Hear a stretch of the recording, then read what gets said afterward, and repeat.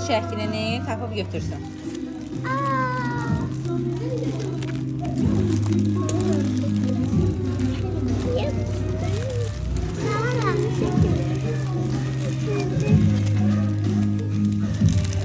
Kumru.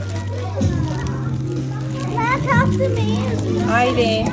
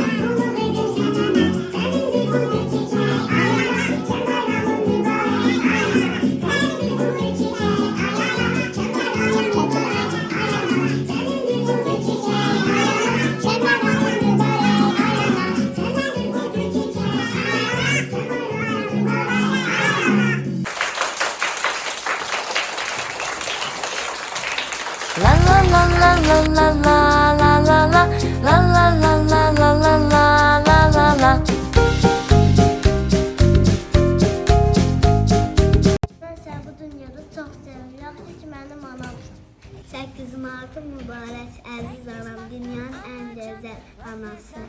Ana 8 Mart'ı tərbiyəçilmə bayramı mübarək. Ana bayramı mübarək, tərbiyəçilmə. Dünyanın ən gözəl anası, səni çox sevirəm, bayram mübarək. Çox sevirəm, yaxşısı varsa. Bayram mübarək olsun ana. Ana bayramı mübarək. Ana 8 Mart bayramı mübarək. Ana səni çox sevirəm.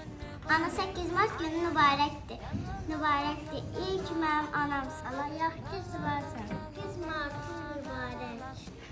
Sənin 8 Mart günün mübarək. Mart bayramı mübarək. 8 Mart bayramı mübarək. Dünyada ən gözəl bir şey. Sən sevəcəksən 8 Mart. Ana səni çox sevirəm. Bu dünyada gözəl anasan.